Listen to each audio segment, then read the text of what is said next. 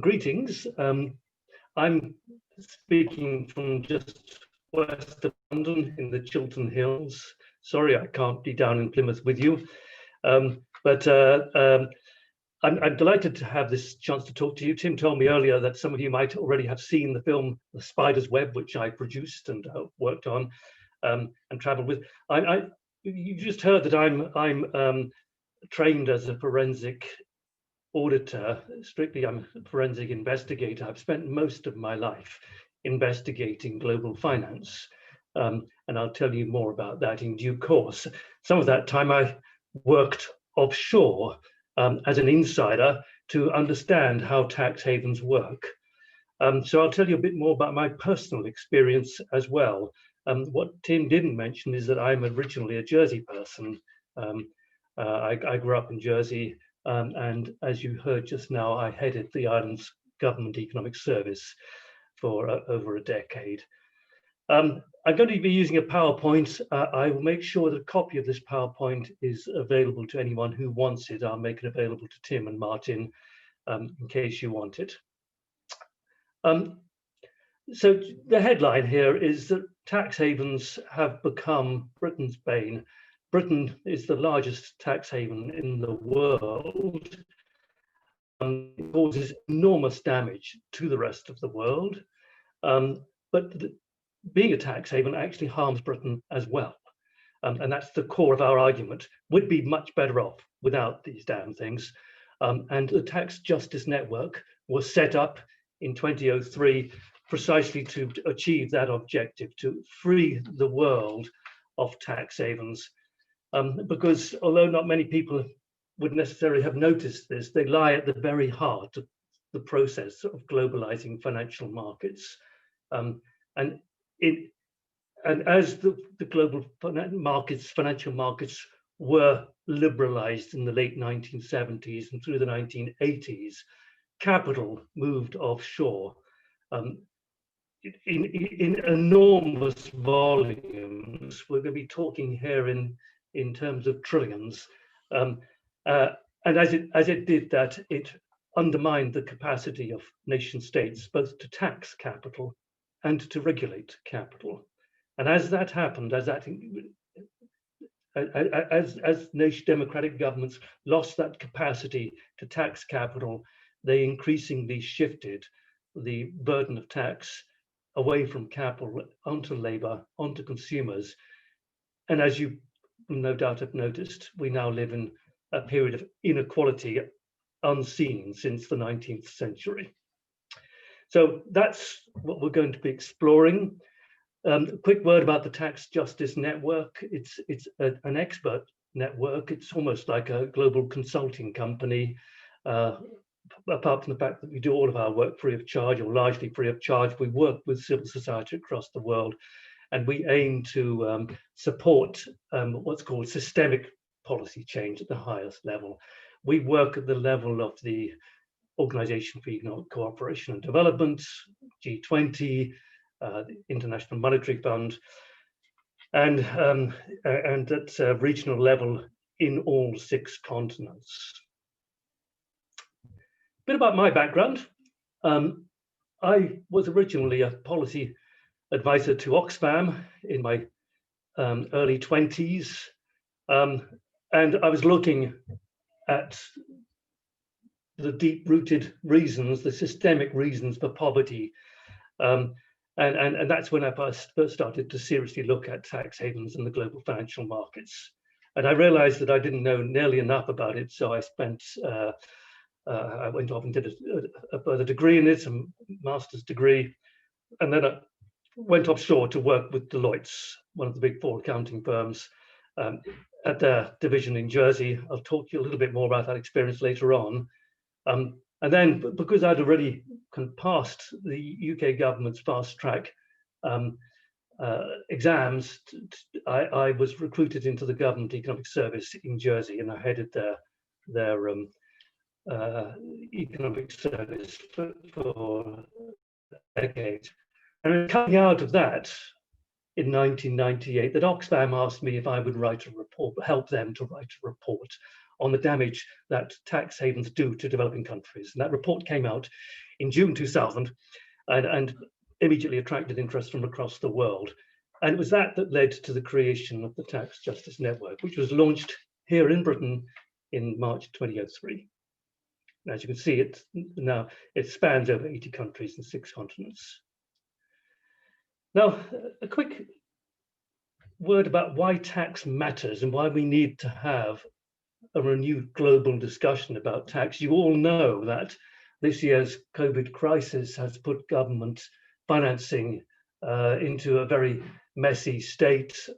Governments across the world are opening up a debate which hasn't been had since the 1980s. Since the 1980s, everyone's assumed that tax is a bad thing, and that the best way of stimulating the economy is to cut taxes.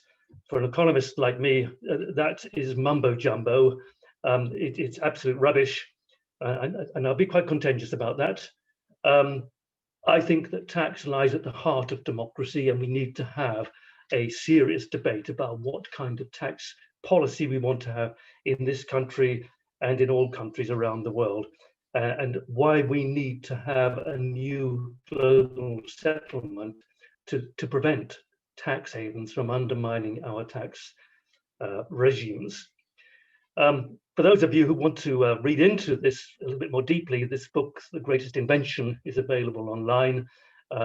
And we argue that tax is probably the greatest invention because it's tax that enables you, me, and a bunch of complete strangers in this country to put together health regimes, education systems, and all the public services that any modern society needs. And it's done in a way which should be done in a way which is absolutely fair and progressive. But tax is about much more than just paying for public services. Within the network, we talk about the R's of the 5 R's of taxation. Yes, providing revenue for public service is one of them, but tax is also a necessary tool for redistributing wealth and income. There is no one can doubt that capitalism, particularly capitalism in its current guise, leads to extremes of wealth and income inequality, and tax is one mechanism for redistributing wealth and income across a society. It's also used, and importantly, it's a tool for removing both deflationary and inflationary pressures within the economy. If you look for the last 40 years, most of the emphasis has been put upon monetary policy, using interest rates to calm the economy when it overheats. But interest rates, certainly in the last 10 years, have had limitations because we're down at rock bottom now. There's virtually nothing that can be done with interest rates to calm inflation or to calm deflation, comes to that. So fiscal policy, and particularly tax policy, plays a key part there. But also, as we all know, tax is an important mechanism for repricing goods and services. I will look at just one thing. We know that the price of petrol and gas at the pumps does not reflect the harm caused, the environmental and health harms caused by the use of petrol and gas. And that's because markets cannot price into, there's no way can price into the end price to consumers these harms. They're treated as external to the pricing equation. And for that reason, governments need to intervene to reprice goods and services. Tobacco products, of course, are similar, alcohol products, but hydrocarbons are a very big area where governments intervene and will increasingly intervene. I very much support the idea of a carbon tax to reprice carbon. And finally, and perhaps most interestingly, it's that tax acts as that binding mechanism at the heart of the social contract between citizens and state. Just think about elections. It's the way in which we are taxed plays a very, very important part in strengthening our relationships and strengthening our democracy. So there you are. Tax is a very, very important and sophisticated instrument, But by and large, if you look at the UK press, particularly the red top press, tax is treated as a social bad and an economic bad, and we have very little genuine discussion about the role of tax in a modern economy. And yet, if you look at this tweet which came out a few days ago, we published a big report, The State of Tax Justice 2020. And in that report, we noted that the global tax system causes the loss of over 420 billion US dollars a year. And that's not because the system it's broken. It's because the global system for taxing multinational companies and for taxing wealthy people was deliberately programmed to fail, and to fail to their benefit. In other words, the global system allows them to use tax havens to shift their profits and shift their wealth and avoid paying taxes. And the entire globally, across the world, countries have adjusted their tax systems to reflect the fact that they can no longer tax the big multinational companies. Almost given up on taxing the Facebooks and the Googles of this world. And we can talk about the digital sales tax later on if you want, but by and large, it's a recognition, that tax is a recognition of the fact that in the current world order, it's impossible to tax multinational companies. And this didn't happen by accident. I picked this up from the Financial Times today, and as the Financial Times argues, over the last few decades, long before Mr. Trump became president, we've seen global politics captured by very, very powerful elites and big corporations, armed with endless think tanks, endless lobbyists, revolving doors between between the big companies and the various departments of state. And by and large, they've shaped tax policy and regulation to their favor. And they've done this using obviously their huge corporate power, but also using an implicit threat, which I'm sure many of you will have heard if you listen to Radio 4 Today program, as I've done for the last 40, 50 years. You'll have heard many times over the last few decades, companies saying, but if you don't give us these tax breaks, if you try to regulate us, we'll leave London, we'll go to Hong Kong, or we'll go to Dublin, or we'll go to Luxembourg, or we'll go to Switzerland, or we'll go to the Channel Islands. Always that threat. We're mobile, we can move, so you must give us what we want to have. And this has led to an extremely imbalanced democracy. In fact, it has harmed the quality of democracy. So that's where I want to start my talk. That's the kind of layout, the background, the context of my talk about Britain's tax havens. I've got to give just a few definitional issues. You've probably heard the term offshore used about tax havens frequently, and that kind of and very often is accompanied by a photograph of a small island with palm trees around it. But that's not what I think about when I use the term offshore. When I think about offshore, I'm thinking about the way in which big companies, rich people, and so on, living in, for example, in Britain, can use Swiss bank accounts or shell companies set up in Luxembourg or in the United States and book their transactions through those shell companies. Now, you might not think of Switzerland or Luxembourg or the United States as being offshore, but in economics and accounting terms, that's what they are. They're offshore, they're outside the country where you are resident for tax purposes. And that's what we mean when we talk about, well, what I mean when I talk about offshore. And when I talk about tax havens, and here, if you want to look more closely at how we define tax havens and how we analyze them, you can go to the website of the Corporate Tax Haven Index. It has its own website. And here are the index results for 2019.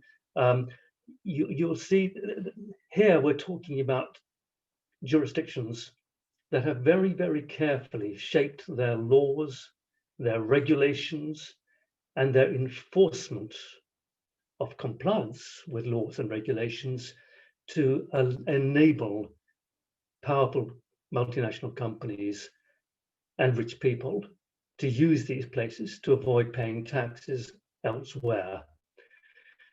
And what this index does is it ranks tax havens according to the scale of, for want of a better term, harm they cause to the global economy. And the red arrows, which you'll see, indicate either that these are directly linked to the United Kingdom, either because they're overseas territories of the United Kingdom, or because they're crown dependencies of the crown of the United Kingdom, or because they're former colonies of the United Kingdom, or very closely related to the United Kingdom in terms of legal systems, political norms, and so on. And you can see quite clearly that the United Kingdom absolutely dominates the world of corporate tax havens. The other big players here being the Netherlands, Switzerland, and Luxembourg. I don't know where Ireland, of course, is down there, but I think Ireland, by and large, is a continuation of the former common law practices that they inherited when they achieved independence. We also make a distinction between tax havens and what we call secrecy jurisdictions. These are places which deliberately shape regulations and their enforcement to provide secrecy. Now, obviously, there's a great deal of overlap between the two, but in some respects, the phenomena are quite different. But here again, you'll see that British jurisdictions feature prominently here. But I would point out that number 2 is the United States. And for those of you who've ever looked into this, you'll know that states like Delaware, Nevada, Wyoming, South Dakota, up to a point Texas and Florida are every bit as secretive as Switzerland, Cayman, and others. So again, if you visit the Financial Secrecy Index website, you'll get a clearer idea of what we're looking at here. And in this area, we're talking about things like legal protection of banking secrecy, non-disclosure of who owns offshore shell companies, non-disclosure of information about offshore trusts, weak cooperation with anti-money laundering regulations and legislation, weak sharing of information with other tax authorities. All of these things are combined to give a ranking of the most destructive or harmful jurisdictions here. Now, as is often the case when laws and regulations don't work, you then find that a criminal culture emerges around, or a corrupt culture emerges around these legal failures. And that is exactly what's happened in the case of tax avoidance and tax evasion. We've seen the emergence in the last 50 years of a very corrupt tax advisory industry up to its neck in helping clients to cheat on tax and to cheat in many other areas as well. I'm going to get back to that when I talk about my experience of working at Deloitte's in their offshore division. But a few years ago, I did an extensive bit of research talking to the most senior tax professionals in Britain. I interviewed 22 senior tax partners, mainly from the big 4 accounting firms and from the biggest legal practices in London. And in every case, I said, look, we're speaking with guaranteed anonymity, so I'd like you to give me your honest personal views about where we are. And this quote you have in front of you comes from a very senior tax professional. It's worth reading out. Tax rules are meant to be broken and undermined. That seems to be the core philosophy and ethic of the tax profession. There is no reflexivity about how this hurts society and the state in the medium to long term. And I think that is an accurate, I mean, he said this is a very senior tax professional, a senior partner of one of the biggest accounting firms in Britain. In fact, he was the international tax partner. And I think he recognized the whole system has broken down because the whole set of rules at a global level have broken down. And I want to demonstrate to you what I mean, what's meant by that breakdown, where it's taken us. And I'm going to begin, you should have a slide with the Guardian front page in front of you. This goes back quite a long time, actually. It goes back to 2007. And I worked with the Guardian on this article. You can obviously pick it up from the Guardian website. In fact, if you use your search engine and look for tax justice goes bananas, it'll take you to a link to this article, which is the whole front page and 2 full pages. And it was the first time where a major international newspaper went into the details of how the global regime for taxing multinational companies has completely broken down. And we used an extraordinary example. We didn't look at Apple, we didn't look at Google, we didn't look at Amazon. We looked at a banana company. It was a bit of a joke, actually, because I've been told by politicians and by other experts for years, yes, we have a problem with the digital economy, and taxing the digital economy it presents us with amazing political problems, which we simply cannot address. And I said, look, sorry, actually, this is a systemic problem. It applies to every sector of the economy. It applies to all traded commodities, all traded products, all traded services. The digital economy is just one more complication, but actually the whole system is broken down and has been broken down since the 1920s. And everything since the 1920s has been a bodge to try to make an unworkable system work. I'll go back to the history later on. But we use bananas because obviously there's nothing digital about a banana. And in it, we revealed, and this is revolving around one company. Bear in mind that banana trade is dominated by 5 big multinational companies. This particular case study looked at Geest, but we could also have looked at Dole, or we could have looked at Chiquita, or we could have looked at Del Monte. But we looked at Geest and we had access to the accounts because under American accounting rules, they're fully available. So we were able to get access to the accounts. Imagine that you were going into a corner shop in Plymouth and buying a £1 value, not weight, £1 worth of bananas today. The bananas, of course, are grown in Latin America. Of that £1 you paid, 13 pence stays in the producer country. Labor costs, production costs, taxable profits in the producer country. But the journey on paper within subsidiaries set up by Geest in tax havens is a much more exotic journey. First of all, the Geest invoiced its own company in the Cayman Islands for the use of its own purchasing network. 8% of the purchase price that you've just bought your bananas for in Plymouth, 8% is allocated to a cost called the use of its own purchasing network. Ditto the use of financial services provided out of Luxembourg. A charge for the use of the brand from Ireland. The brand has been sold to a subsidiary or allocated to a subsidiary of Geest based in Ireland, and they charge themselves 4p for the use of their own brand.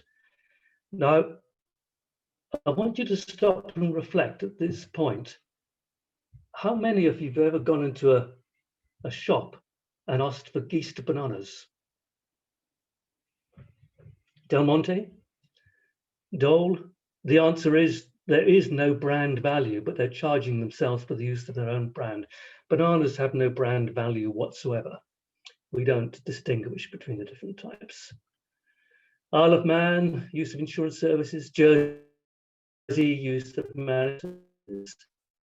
Bermuda, use of the distribution network. All of these costs and charges are to subsidiaries of Geest set up in tax havens, many of which are British. And finally, an invoice to the end user and the retail markup. And if you add all of those costs together, you'll arrive at £1. That is how your £1 has been allocated across the supply network, set up by Geest to avoid paying taxes. And they're making fantastic profit levels, but they're making sure that they pay virtually no tax anywhere in the world on those profits. And as I said earlier, what applies to bananas applies to Apple, it applies to all the big multinational companies, it applies to every product, every good, every service that's being traded by multinational companies across the world. And clearly a systemic problem. The problem is a lack of legislative clarity in the producer and the consumer countries, lack of enforcement capacity and under-resourced tax authorities. Is it a problem of aggressive and well-resourced non-taxpayer companies? Is it the rules and the guidelines at global level are simply impossible and impracticable to apply? Is it that we have permissive rules relating to intellectual property rights, like the use of the brand there set up in Ireland, when we know the brand has no value whatsoever? The answer is it's all of these things. The whole system is designed to not work. It's designed to enable multinational companies which dominate the global economy to not pay tax. But actually, as I said earlier, this all goes back, historically, this goes back to a failure to agree at the time of the League of Nations on how the international community could tax multinational companies. And the League of Nations, of course, was set up during the imperial era. Britain was a dominant empire, along with France, various other minor empires, Portugal and so on. But it was Britain in particular was determined to block the League of Nations from setting up a logical, from an economist's point of view, logical way of taxing multinational companies. And the reason they didn't want to do that was because they didn't want British capital to be taxable in India by Indians, or in Ghana by Ghanaians, or in Kenya by Kenyans. So they used their imperial might at the League of Nations to block it. And by and large, ever since then, in more recent decades, it's been the Organization for Economic Cooperation and Development that sets the rules. They have retained the rules that were created by the imperial powers in the 1920s and 1930s. And that's the problem we face. But those rules have not just made it very difficult for multinational companies to tax multinational companies.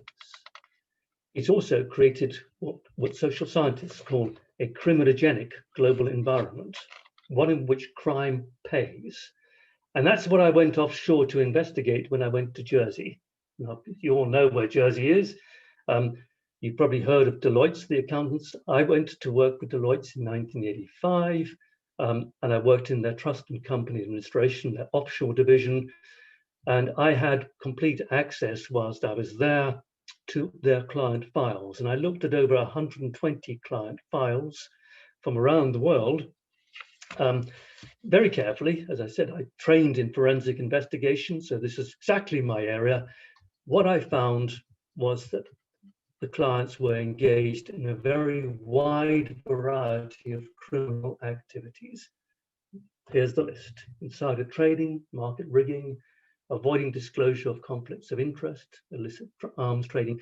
You can probably read for yourself: illicit political campaign donations, contract kickbacks, cheating creditors, avoiding inheritance laws, bribery, fraudulent invoicing, trade mispricing, tax evasion. After 2 years of investigation, I didn't find a single client who was not engaged in some kind of criminal activity. And that's what I mean by saying that the secrecy set up by the laws of Jersey and protected by the Jersey laws has created this criminogenic environment, an environment in which high-level criminals can hide their identities and completely avoid being investigated and indicted for crime. And the end result is that we have created a global economy where the wealthy have by and large simply stepped away from normal regulation and normal taxation. They've shifted their wealth offshore. I worked with The Economist on this special feature. You can obviously download it from their site if you're interested. The figure 20 trillion was very much the low end of our estimates at that time. We currently estimate that something of the order of 36 trillion US dollars of personal wealth of the extremely wealthy sits offshore evading tax. So the sums involved are absolutely extraordinary.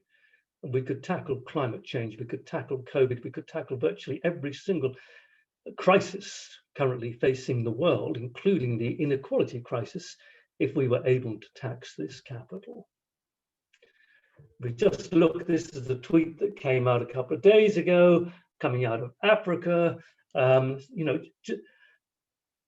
This arises from our State of Tax Justice report.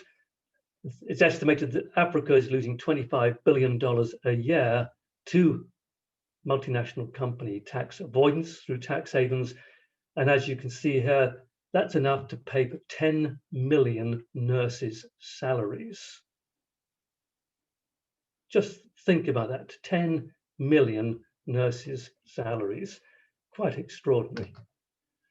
But it gets worse than that, because if we look at what's happened to Africa in the post-colonial era, Africa has been looted through tax havens to the most extraordinary extent. Net losses from illicit flows from 1970 to 2008, $944 billion US. We think of Africa as being a net debtor to the rest of the world, but if you look at the sums that have flown offshore to tax havens, you'll see that they are dwarfed. The debt is dwarfed by the sums that have flown offshore illegally to tax havens, often ending up in London or in New York or in Florida, Miami or in Geneva or wherever. And you can see from these figures how much damage has been done to the rest of the world, especially to the African continent, from these secretive tax havens and secrecy jurisdictions. And Britain is a particularly big player here. It partly lies in British common law and the history of the empire, which left common law practices right the way across the Caribbean, for example, and in many, many microstates, which have subsequently turned into tax havens.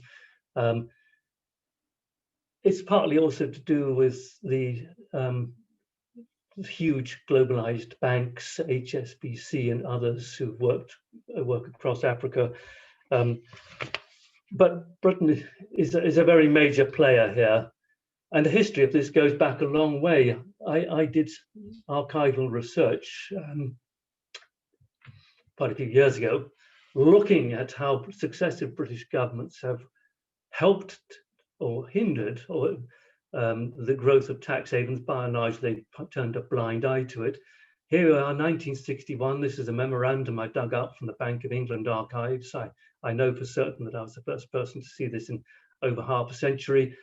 This memorandum from the Colonial Office to the Bank of England flags up their concerns about what was going on in the Bahamas and in Bermuda and in the Caribbean, saying that the absence of effective regulation is attracting all sorts of financial wizards, some of whose activities we can well believe should be controlled in the public interest. Now, from what I could see from the archival research, nothing was ever done about this memorandum or about any others until the late 1960s, when Harold Wilson's government set up a committee across Bank of England, Inland Revenue, Foreign Office, Foreign Commonwealth Office, and I dug into a file marked secret. You can see here the West Indies file. And the view of the Bank of England was that they had no problem with this, as long as it didn't undermine Britain's exchange control regime. They had no objection to these islands in the Caribbean providing bolt holes for non-residents. Now that's a polite British term for meaning allowing wealthy elites right from South America and North America to avoid paying tax and to engage in all kinds of monkey business. The Bank of England was not concerned about that. The Bank of England is one of Britain's key regulatory authorities. And that culture, that permissive culture, I think sums up the Bank of England's attitude even to today. Here you have Robin Lee Pemberton, former governor of the Bank of England, who was on his watch, the Bank for Commerce and Credit's international collapse, the biggest banking collapse in history. It turned out that that bank was a money laundering machine at every level, one of the most corrupt banks in history. And his attitude was, well, we can't close down every bank that's engaged in fraud. And that, I think, sums up the attitude of the Bank of England and more generally the attitude of successive governments in Britain to this. And this has caused enormous harm to Britain. Here's a book published a few years ago, How Corrupt is Britain?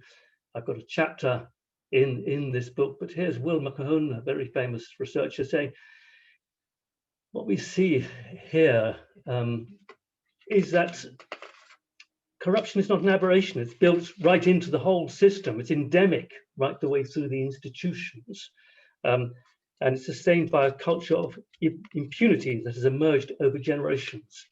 And what he's talking about there is the fact that so few of the senior professionals who engage in these corrupt practices on behalf of their clients ever go to jail for what they do. They just don't. Our bankers do all sorts of criminal activities and we don't put them into prison. And we've turned a blind eye to our tax havens in the Channel Islands and in the Caribbean and elsewhere for decades. And no one, and this is typically British, no one ever asks any questions about what's going on there. Who benefits?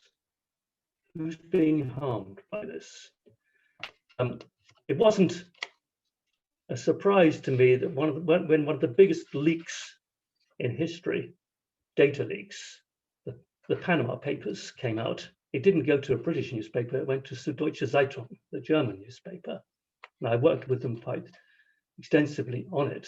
And the reason was because the leak, which came out of the American security services, the leaker was not convinced that the British press would do anything about it, whereas the German press would, and they did. It was one of the biggest stories in 2016. And in this interview with the Süddeutsche Zeitung, I talked about the culture of the three monkeys: see no evil, hear no evil, and speak no evil. That seems to have captured the financial world and the financial regulatory world in London.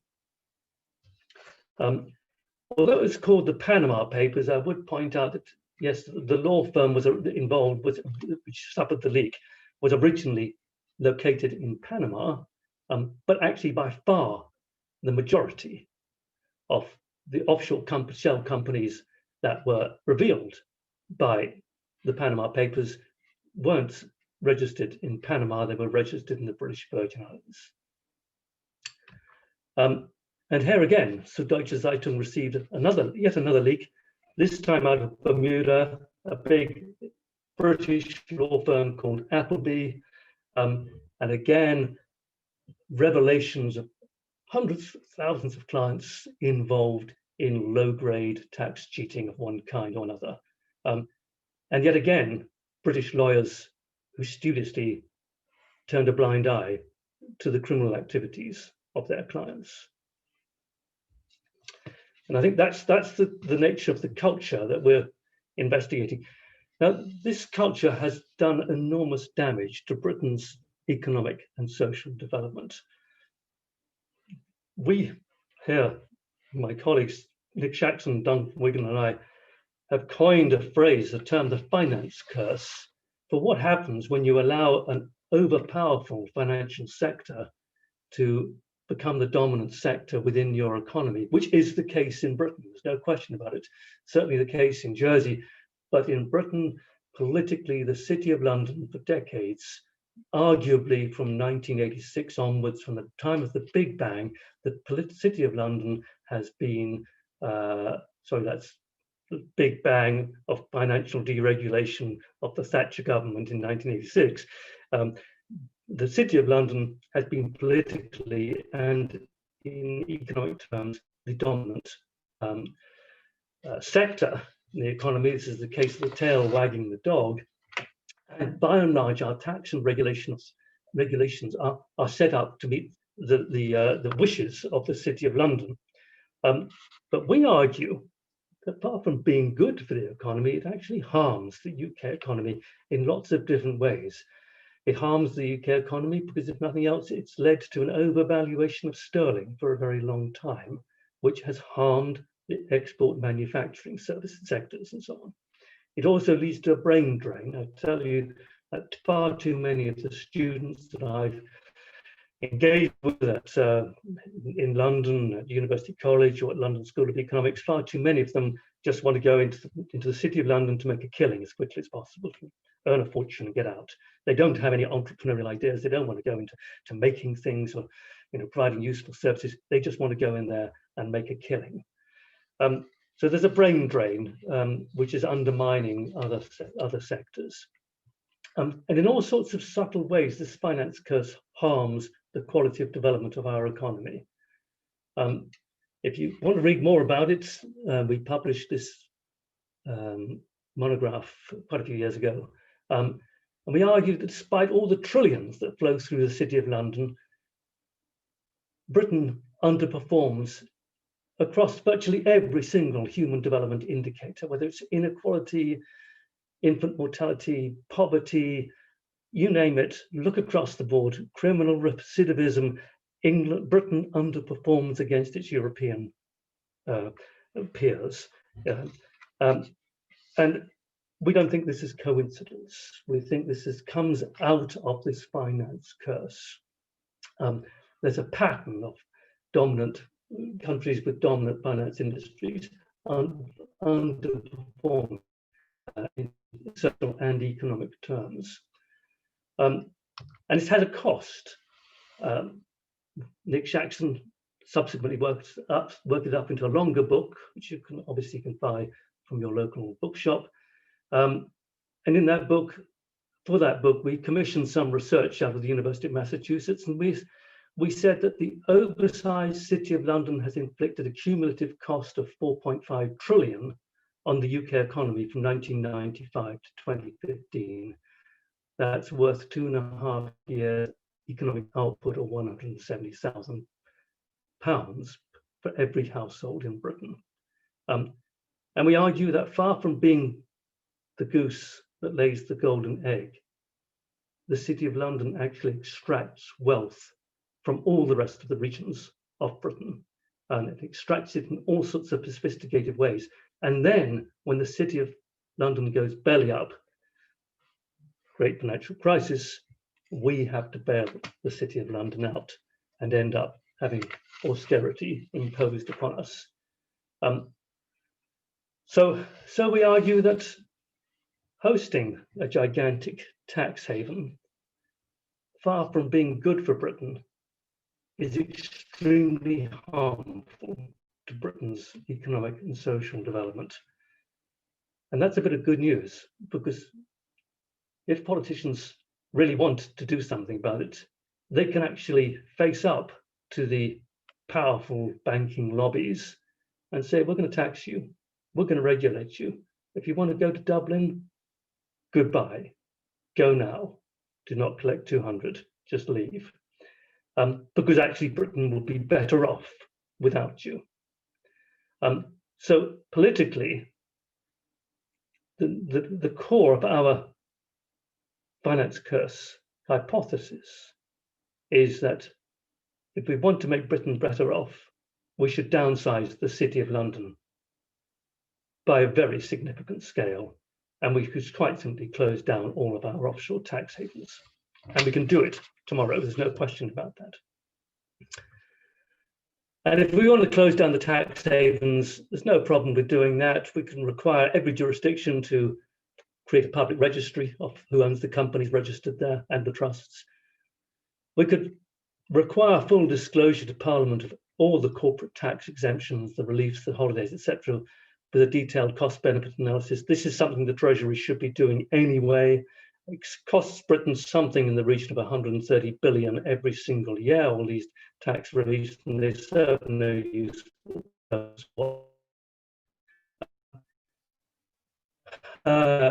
We could push, and this is part of the tax justice networks, we're behind all of these campaigns, push the Organization for Economic Cooperation and Development to adopt a new international financial reporting standard on tax reporting by multinational companies, which would make it much harder for them to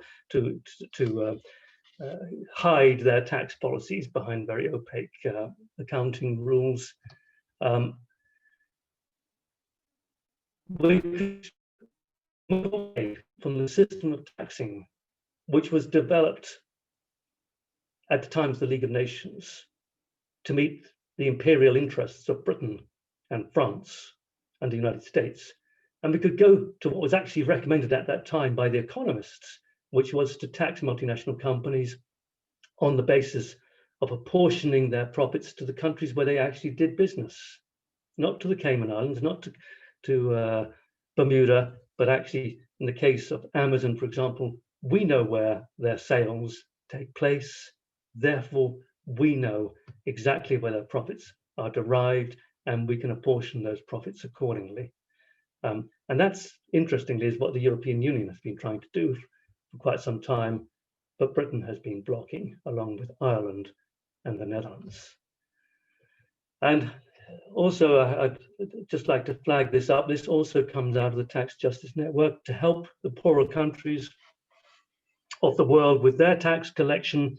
In 2011, I recommended at a global summit in Germany, I recommended that we create a new international organization called Tax Inspectors Without Borders. Interestingly, that recommendation was picked up by Hillary Clinton, who was State Secretary at the time, and she championed it through the United Nations Development Programme and the Organization for Economic Cooperation and Development. It's been up and running for several years. It's raised an awful lot of money for some of the poorest countries in the world, and it's a great success story. I'd like to see more support coming from Britain for that. If nothing else, providing specialized technical assistance, because Britain still has a lot of very super qualified lawyers and tax inspectors who could help with that initiative.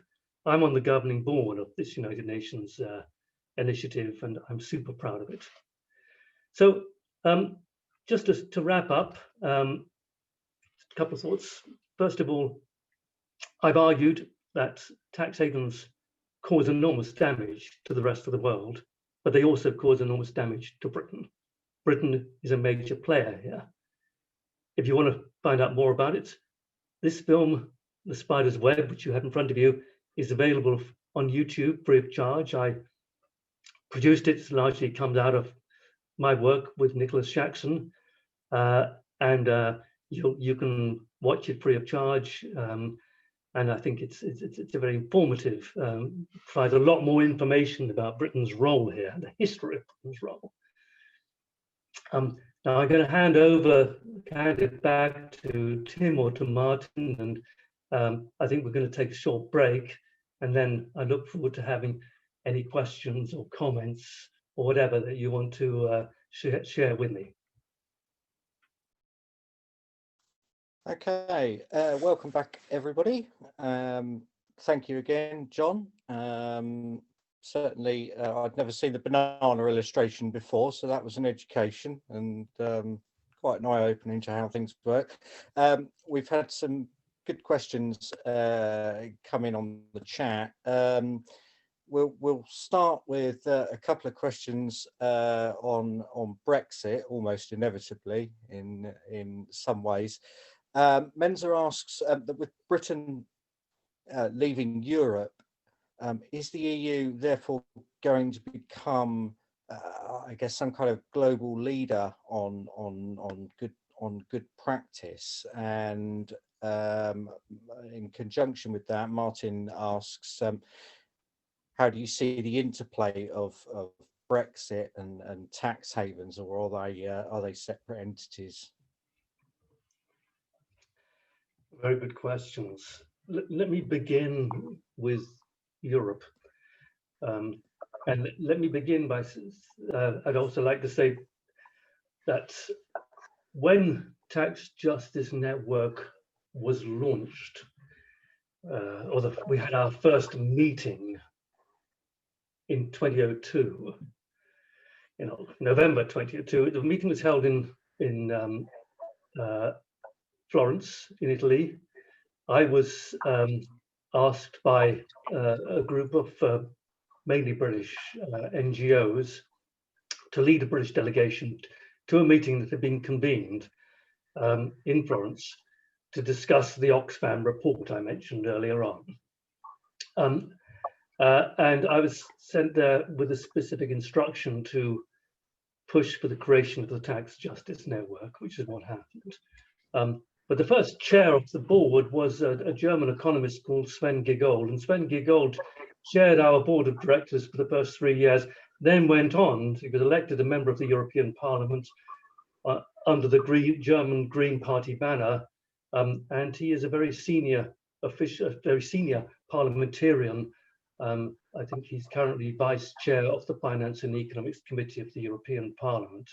And Sven Giegold has been pushing the Parliament with a great deal of cross-party support. And as you probably know, in the last 10 years, the Parliament has become significantly more powerful than it was in relation to the European Commission. And the result is that the European Union, certainly since 2010, since the financial crisis, the peak of the financial crisis, has led the way. They were the first adopters of automatic information exchange. They were first adopters of country by country reporting by multinational companies.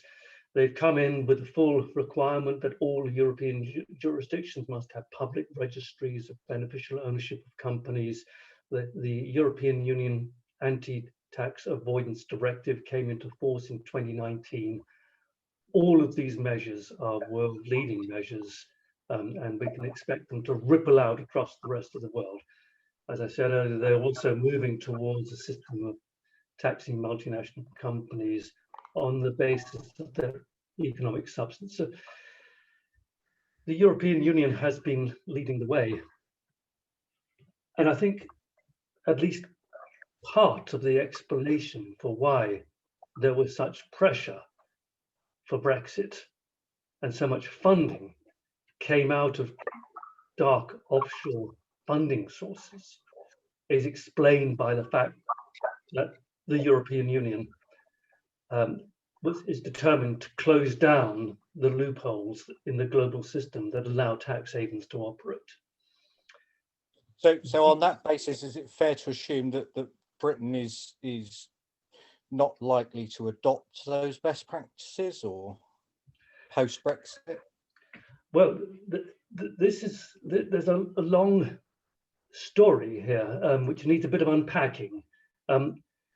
Although the British press, apart from the Financial Times, really hasn't picked up on this, in early 2018, Philip Hammond, the then Chancellor of the Exchequer, gave a fairly lengthy interview to a German newspaper. I think it was Frankfurter Allgemeine, but I can't remember off the back of my head, in which he talked about a post-Brexit development strategy, which he called Singapore on the Thames. Have you heard that term, Singapore on Thames? No. Okay, look it up. Yes, Martin, I think you've signaled that. Interestingly, Theresa May repeated that in an interview with German television. Makes you wonder why the BBC didn't pick up on this, and none of the British media have really picked up on this. But that was the post-Brexit development strategy. So what do they mean by Singapore on the Thames?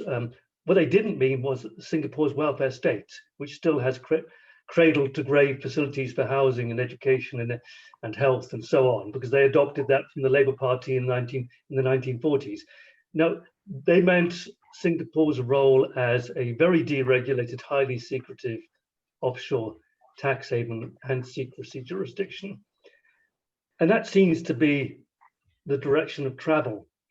However, it isn't quite working out that way.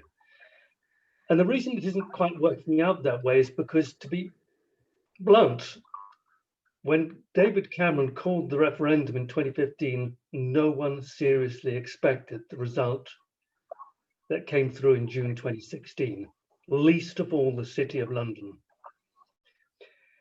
And in June 2016, when the result was announced, there was panic in the City of London.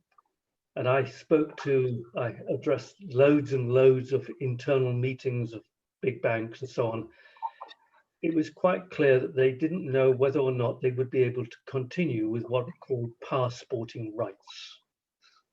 What's a passporting right? A passporting right is the right for any bank or financial institution within the European Union single market to sell their services in any European Union member state.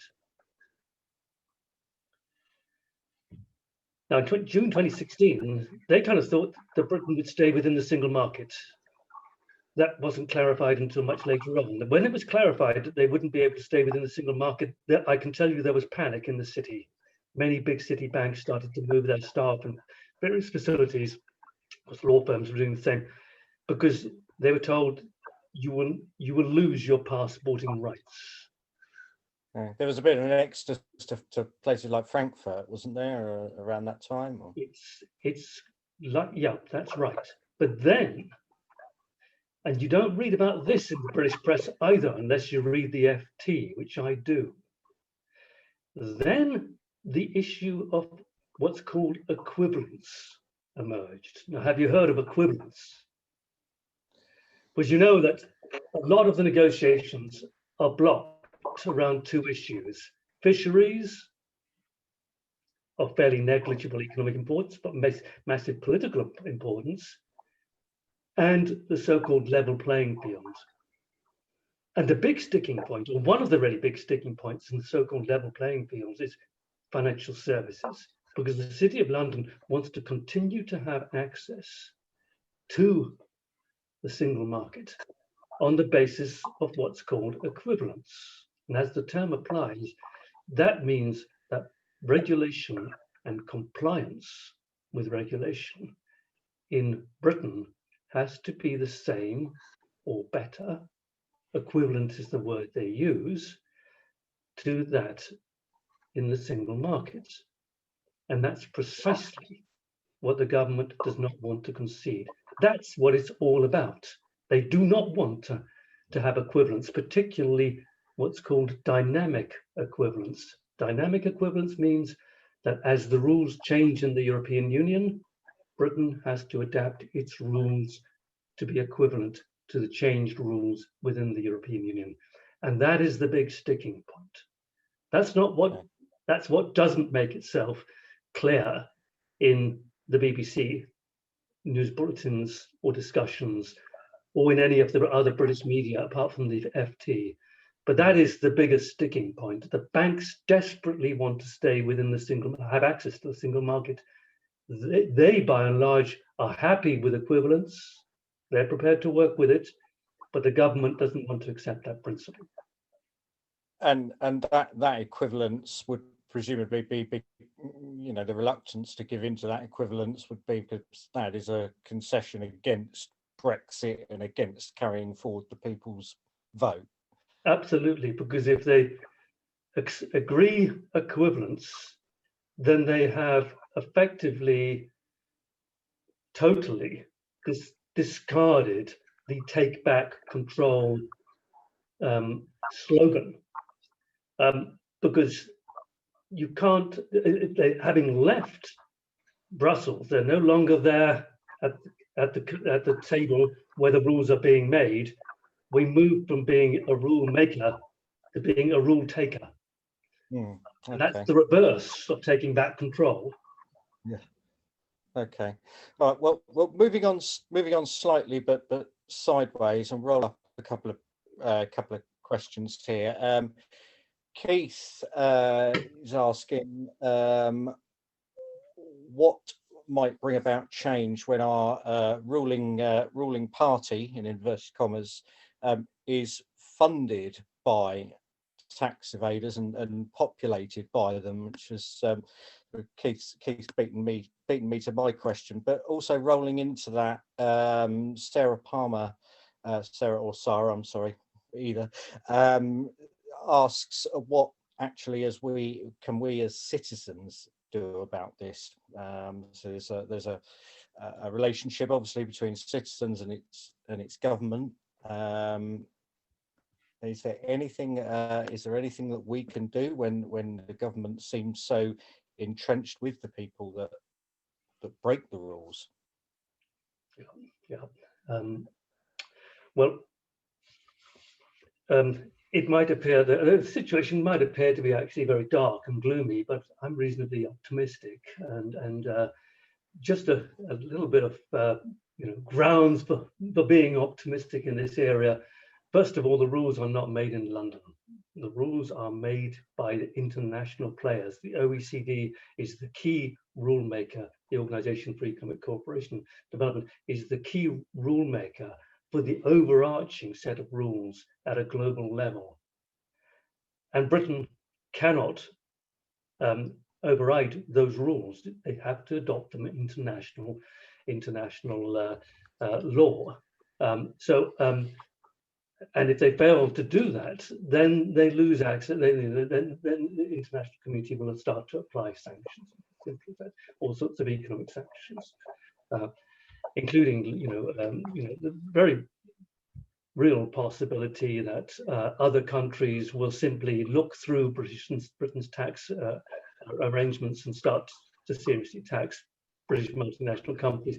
So cooperation is obligatory at the international level, and at the international level, changes are happening because the framework of rules that allowed the banana case study to happen. The shocking thing about that case study, everything there was perfectly permissible within the then existing set of rules. Those rules have broken down. And powerful new players are pushing for new rules. India, for example, Africa, China, and they're not members of the OECD. I can well foresee a situation where the OECD, which is already moving in the right direction, will adopt completely new rules within the next 10 years, regardless of Britain's position. And those rules will undermine Britain's tax haven empire anyway.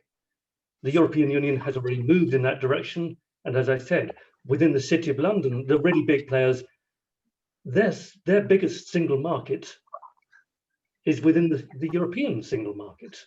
They don't want to lose that access. They're not looking to the United States to expand into the United States at all. In fact, some of them have had to retract from the United States in the last 10 years. HSBC, for example. Barclays have had to pull out of large parts of the global south. They cannot afford to lose the European market, and therefore they will have to see the adoption in Britain of equivalent regulation. So and we as civil society organizations are constantly pushing in that direction anyway. Britain needs urgently to lose its reputation as the money laundering center of the world. London is called, within global circles, is called the money laundering center of the world. Britain must urgently reverse out of that. And as I said earlier, if it's to do what the Prime Minister talks about, re-level the UK economy, it needs to push back against the finance curse, and that means adopting new laws. What can we do as individuals? There's a lot actually, because amongst other things, first of all, parliamentarians are very sensitive on this issue. There are plenty of good members of Parliament who, given sufficient support, public support, want to take the appropriate actions. And that again is a cross-party thing, particularly strong in the Lords. One of the things that should play strongest with Tories, with people coming from the right who claim to be free marketeers, is that the current set of global rules benefit the really big multinational companies who don't pay tax and harm the small businesses who do. So if you wonder what's happened to all the little bookshops whilst Amazon's thrived, and all of the other huge ecosystem of shops, they have been part of the reason for them being killed off is because Amazon has all the tax advantages. That is, they don't pay tax. They free ride of public services. And this market distortion is very harmful to what economists call market quality. So real free marketeers within the Tory ranks are very concerned about these issues, and we can put pressure on them there. And I would also say, if you haven't already watched the film, do watch The Spider's Web. Encourage your friends, your neighbors, your colleagues to watch The Spider's Web. I have no financial skin in the game, but I think the best way of, really getting engaged is to understand what's going on, and get your friends and colleagues and so on, your family, to understand what's going on. Let's face it, an awful lot of us have time on our hands whilst we're twiddling our thumbs inside over the winter. So take the time to get into the film. There's plenty of really good information available about these issues, but put pressure on your MPs and put pressure more generally, because they are very sensitive to this. And I know this morning I was talking. We had a question from Kathy Gilbert. Should we be writing to our MPs to put individual pieces of pressure on our representatives? Yes, absolutely. I know from talking to MPs at many levels and cabinet ministers that they, let me just go back. Some of you will remember or might remember a time in 2011, 2012, when suddenly a group of activists called UK Uncut took to the streets. And I was one of those activists. I was on the street outside Topshop with my sons and so on. And now, 2 weeks before that, no, sorry, so this is 2010, 2 weeks before Uncut took to the streets, the then Secretary to the Treasury, Stephen Timms, said to me, I don't think you'll ever get anywhere until public pressure builds up to the point where it's in the newspapers. 2 weeks later, UK Uncut was on Oxford Street outside Topshop. I'm not sure whether I got the timing right. And it flipped. And suddenly there was political pressure. And MPs were receiving letters from constituents about this. And the interesting thing was we know from public opinion polling done by Christian Aid that the public opinion was strong. It was always over 80% of the public wanted the government to take action on this. But what was interesting was there wasn't a huge gap between Tory voters, Lib Dem voters, and Labour voters. It was pretty much the same right the way across the board. Tory voters, because they don't like people, who flout the law. Labour voters, possibly more because of inequality issues. Lib Dems because of all of the above, probably. But across the general public, there's a very wide consensus they actually want something done about this. Yeah. Sort of jumping around the questions, not in a particular timeline of people who've asked questions, so I will get to them. But on that point about the public, is there any particular reason that you think that the big Panama Papers scoop? This is a question from Menza. The Panama Papers scoop went to the Süddeutsche Zeitung rather than, say, the Guardian or another UK paper. Was there no appetite to run that story in this country? I think the case of the Guardian had the appetite but didn't have the capacity. Süddeutsche Zeitung had the capacity. And in particular, now again, a little bit of backfill here. One of my projects, and you can look it up online, is a journalist training program called Finance Uncovered. If you look at their website, you'll find that Finance Uncovered was originally set up by Tax Justice Network, and it was set up to train journalists, investigating journalists, to work in this area, particularly investigating journalists in the global south, in Africa and Latin America and so on. We've trained hundreds of journalists, bring them to London and train them at the Centre for Investigative Journalism at City University. So the two journalists at Süddeutsche Zeitung, Friedrich Obermeier and Bastian Obermeier, were both kind of alumni of that training program. They knew me very well indeed. They're not related, despite their surnames, they're not related. But they work as a team. They worked as a team for quite a few years. They received the leak. As I said earlier, the leak almost certainly came out of American intelligence services. It was a massive leak, and it led to a complete change in the way in which journalism is done globally, because the leak covered so many stories in so many different countries that the only logical way of handling that leak was to divide it up between journalists across the world.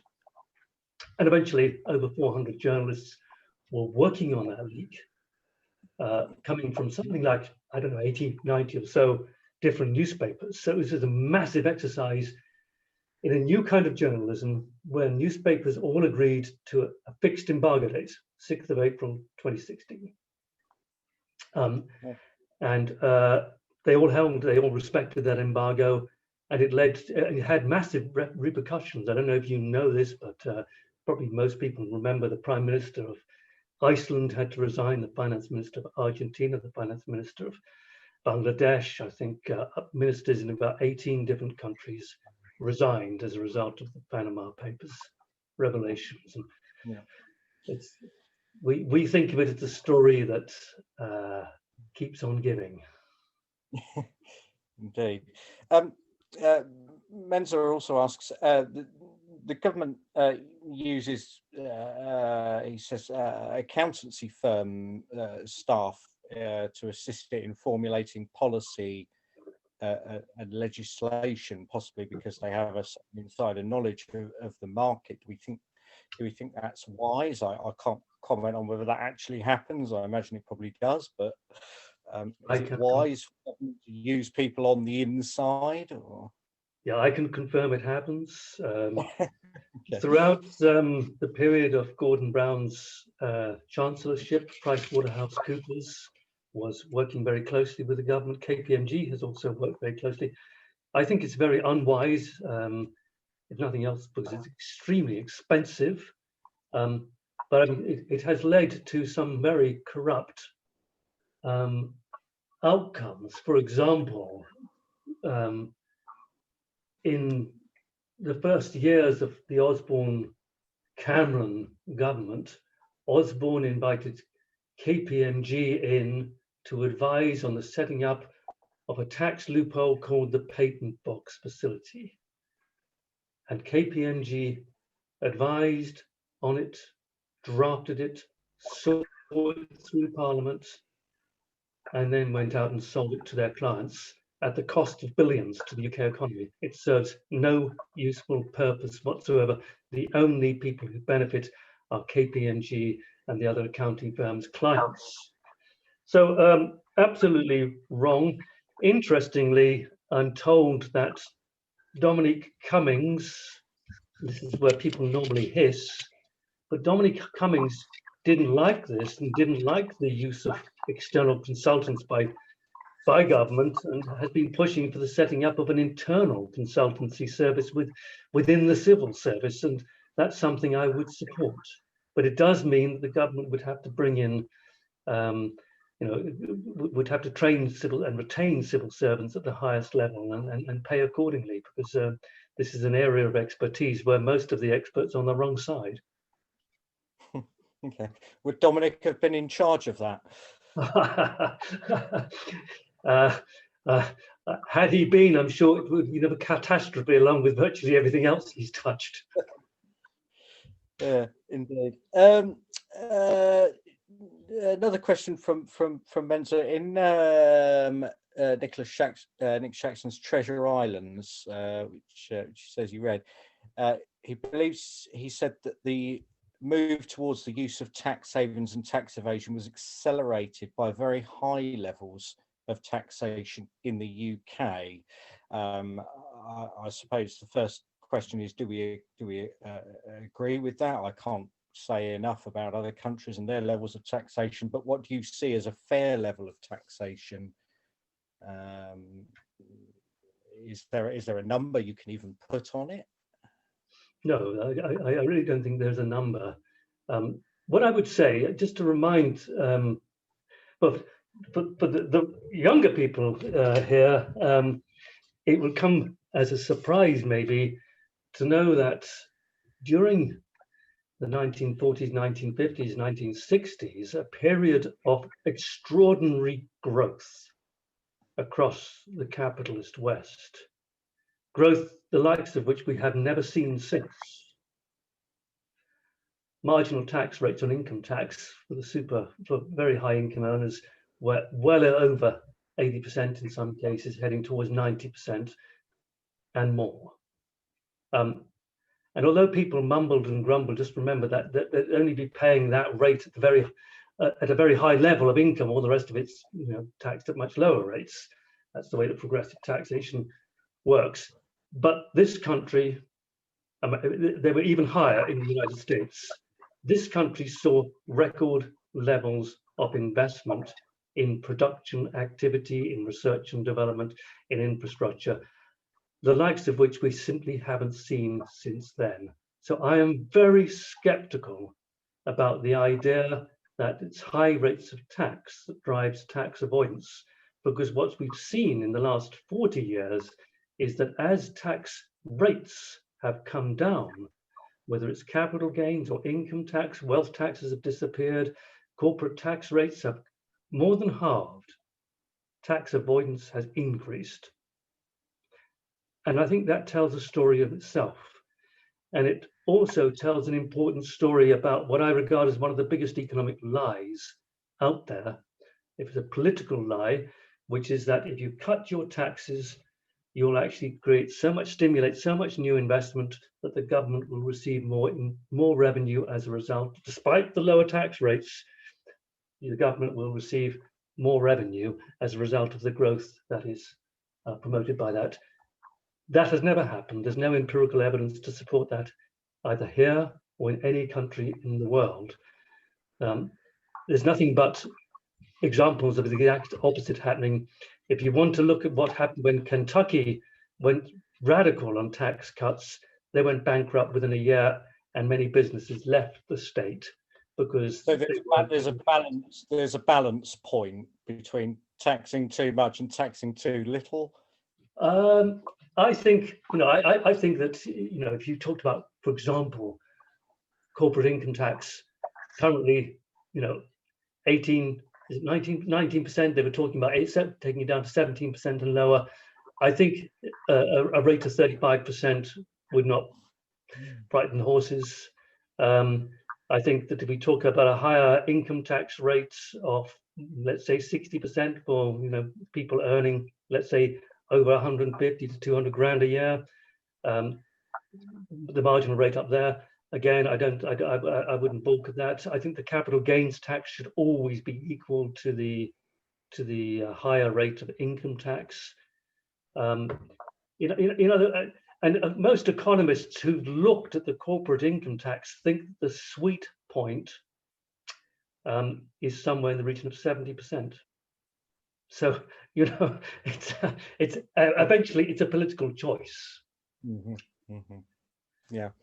Okay. Got a couple more questions to finish off with. Paul asks about land and planning, and specifically, he says that land and planning gain are very leniently taxed in the UK. Do you consider this to be an important distortion and or a major contributor to inequality? Yes, I think that UK, like most countries, I'm afraid we're in the right pickle when it comes to land taxation. I strongly support a land value tax, but I think that would massively improve. It would be a massive improvement on the current council tax, which is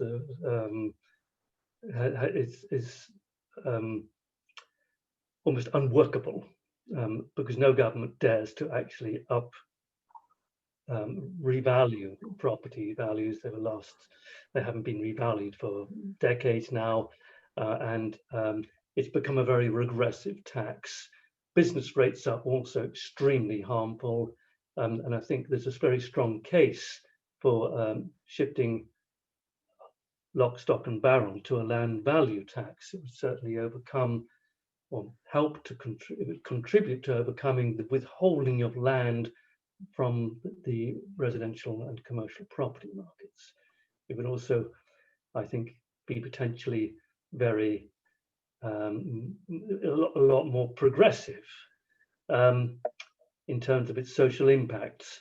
The trouble with the land value tax is that whilst politicians on both the right and the left support it, none seem to be prepared to put any political capital into moving in that direction. It's a mystery to me why that's the case. I suspect it's partly because the red top newspapers always kind of label it the garden tax, which is a complete distortion. Okay. Final question. I think, unless anybody comes in after this, is from Christine. She says, John, do you see any material changes re transparency in British overseas territories as a result of increased UK pressure, for example, the Cayman Islands, Virgin Islands? Yeah. Yes. Yeah. The answer to that is yes. As always, this wasn't voluntary. This was something forced upon them by the European Union and by changing global standards. And that came out of the work of the Tax Justice Network. But if we look at what's already happened, most of them are already signed up to the Common Reporting Standard, which is the new global standard for automatic information exchange with tax authorities. They have all agreed to, by the year 2023, have public registries of beneficial ownership of all the shell companies and trusts. And that's a major step forward. We just must make sure that the compliance is properly enforced. They have all been required to work with, adopt country by country reporting, which is another global standard. So little by little, there's no single, we never looked for kind of the single silver bullet to achieve this. We looked at lots and lots and lots of different measures which cumulatively would undermine the facility for using tax havens. That is the facility for multinational companies and wealthy people to use tax havens. That's being eroded, and it's being eroded quite fast. And as I said earlier, if the European Union moves as they are discussing in the direction of adopting what's called unitary taxation for multinational companies, frankly, it's game over for many of the tax havens. Their model is finished, and needless to say, we're campaigning to support that. Okay. Well, that kind of wraps up the formal questions.